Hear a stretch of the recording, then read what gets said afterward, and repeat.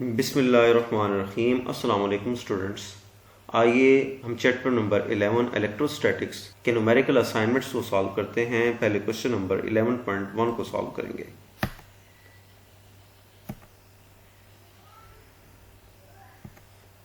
Assignment number 11.1, 3 charges Q1 is equal to 10 microcoulomb, Q2 is equal to 50 microcoulomb and Q3 are placed as shown in the figure. What is the charge on Q3 if net electrostatic force on Q2 is 0? Students, हमें बताया गया कि 3 charges हैं Q1, Q2 and Q3। इसमें Q1 की value हमें बताई गई है कि ये 10 माइक्रोकूलम है। Q2 की वैल्यू भी हमें बताई गई है कि इसकी वैल्यू 50 माइक्रोकूलम है, जबकि Q3 की वैल्यू हमने फाइंड करनी है। ये हमें पता नहीं है। हमें कंडीशन ये बताई गई है कि ये Q2 पर जो नेट फोर्स है वो 0 है, बाकी दोनों चार्जेस की वजह से। तो पहले हम डाटा लिखेंगे। Q1 और Q2 के दरमियान जो डिस्टेंस है इसे हम R21 का नाम दे देते हैं और इसकी वैल्यू 2 सेंटीमीटर हमें बताई गई है। Q2 और Q3 के दरमियान डिस्टेंस को R23 का नाम दे देते हैं और इसकी वैल्यू हमें बताई गई है 6 सेंटीमीटर। तो डाटा हम लिख लेते हैं। Q1 10 microcoulomb, Q2 50 microcoulomb. 10 microcoulomb को 10 इंटू 10⁻⁻⁶ और 50 माइक्रोकूलम को 50 इंटू 10⁻⁻⁶ कूलम लिखा गया है। तो R21 2 सेंटीमीटर, जिसे मीटर में कन्वर्ट करके 0.02 मीटर लिखा जाएगा। ये डिस्टेंस बिटवीन Q2 और Q1 है। R23 6 सेंटीमीटर, जिसे मीटर में कन्वर्ट करने के बाद 0.06 मीटर लिखा जाएगा। ये डिस्टेंस है Q2 और Q3 के दरमियान। हमें फाइंड क्या करना है? Q3 की वैल्यू फाइंड करनी है।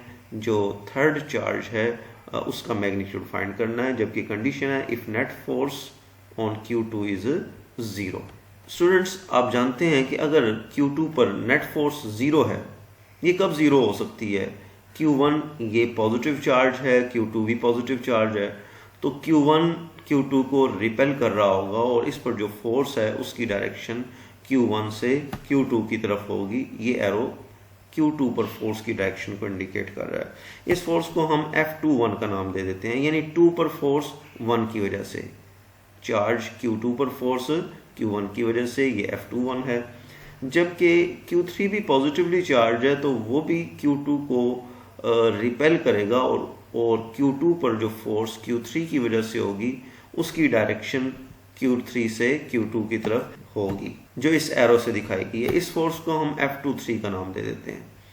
क्योंकि Q2 पर नेट फोर्स 0 है, तो ये तभी मुमकिन हो सकता है कि F21 और F23 इनका मैग्नीट्यूड सेम हो।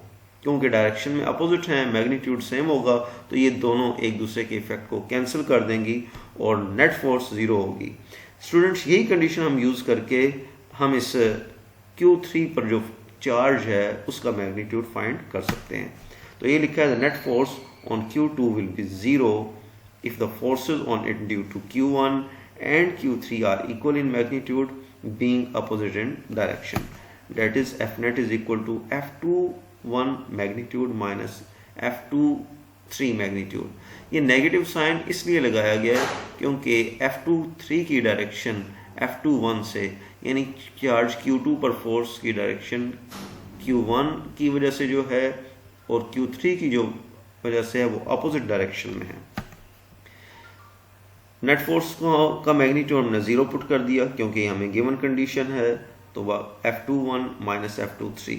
अब जो नेगेटिव टर्म है इसे दूसरी तरफ ले जाएं, इक्वेशन के पॉजिटिव साइन क्या है साथ आएगी, F23 is equal to F21। अब चार्ज Q2 पर फोर्स Q1 की वजह से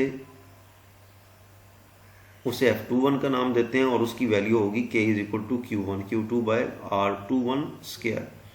और चार्ज Q2 पर 3 की वजह से जो फोर्स है F23, वो कूलम्स लॉ के मुताबिक उसका फार्मूला है K Q3 by R23 square. ये वैल्यूज़ यहाँ पुट कर देनी है। पुट करने के बाद यहाँ हम चेक करते हैं कि कुछ चीज़ें कैंसिल हो रही हैं ताकि हम सिंप्लीफाई कर सकें के दोनों तरफ से कैंसिल हो जाएगा, कांस्टेंट है। इसी तरह Q2 भी कैंसिल हो सकता है, दोनों को कैंसिल कर दें, बाकी जो कुछ बच जाता है वो है Q3 by R23 square is equal to Q1 by R21 square. Values put कर देते हैं हम। Q1 की वैल्यू पुट की है, R23 और R21 की वैल्यूज पुट की है। इसे सिंप्लीफाई करेंगे और ये 0.0036 ये सिर्फ मल्टीप्लाई होगा। Q3 is equal to, next इसको कैलकुलेटर से सॉल्व करते हुए वैल्यू हमारे पास आती है Q3 is equal to 90 into 10⁻⁶ coulomb, जिसे 90 माइक्रो कूलम लिखा जाएगा। तो स्टूडेंट्स, इस क्वेश्चन को हमने कूलम्स लॉ को यूज़ करते हुए सॉल्व किया है। उम्मीद है कि आपको ये क्वेश्चन समझ आ गया होगा। अगर आपको ये वीडियो अच्छी लगे तो इसे लाइक करें, बाकी दोस्तों के साथ शेयर करें और चैनल को सब्सक्राइब करें। Thank you.